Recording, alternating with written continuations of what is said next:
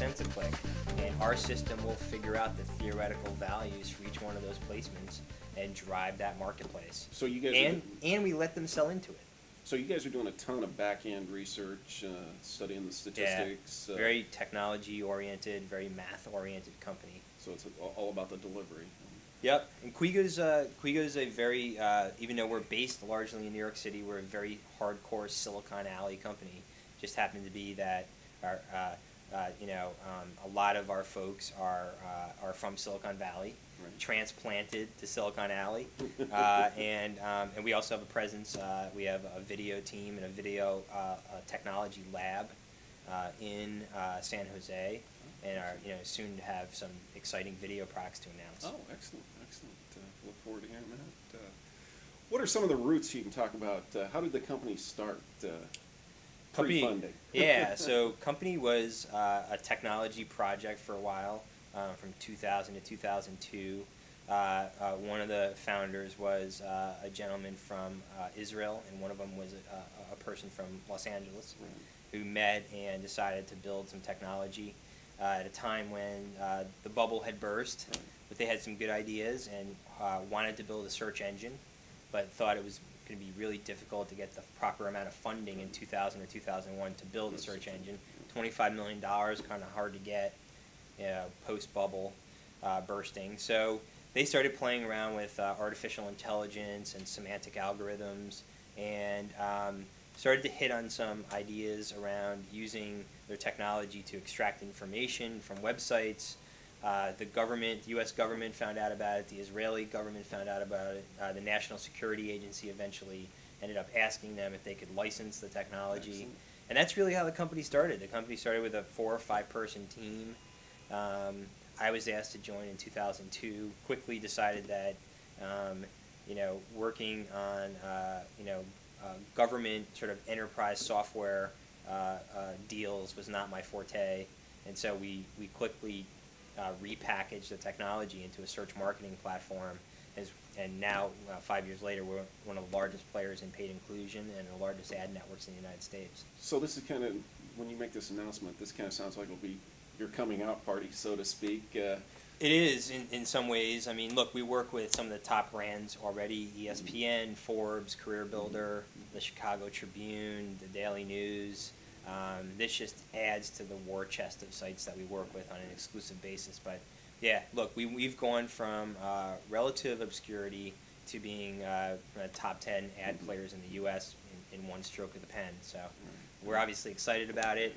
We're no longer a secret. Right. And really, every advertiser and publisher in the United States should want to work with us.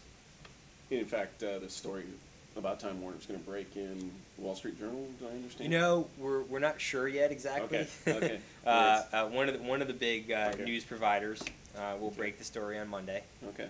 Yep. Because we're filming this on the 21st on Thursday. So we are. We're going to set on it until next week. But right.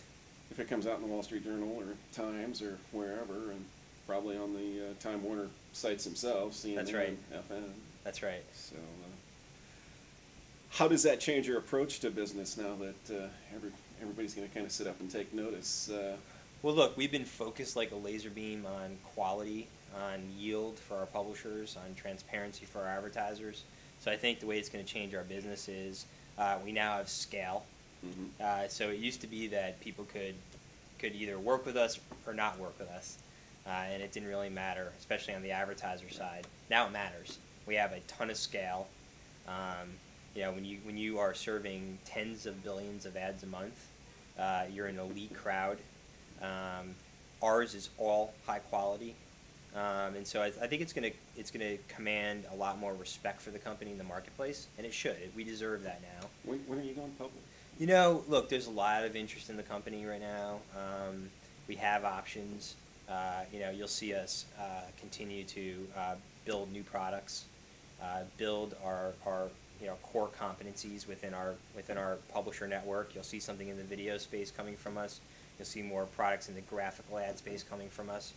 And whether Quigo goes public in 6 months or gets bought for a sizable amount of money, I'm not sure which is going to happen. But we feel good about where we are, and the ad market market is exploding, and there's room for 6 or 7 or 8 viable companies, and we just happen to be one of them now. So you think there's huge growth potential? Obviously, what everybody's talking about, what's hot is video right now. Witness us doing this, and Yep. many sites like us doing Yep. this. So you guys are going to be there with a product to service Absolutely, us? yeah. You're going to see us launch a product called PageCast in the next month or so, which we're really excited about. We've been working on it for since last year, since 2006. It's being spearheaded by a gentleman named Randy Wigginton, who is a number 4 employee at Apple Computer back in the late 70s and early 80s. Is one of the Silicon Valley's distinguished scientists and engineers. Know him well. And we couldn't be more thrilled about the team out in San Jose. Jeff Weber is another very senior engineering executive from PayPal, and they're collaborating together, and they're going to come out with a pretty killer video product. Excellent. That is very different from anything you've ever seen before. We'll be first in line, I'm sure. We're excited about it. All right. Well, I appreciate you.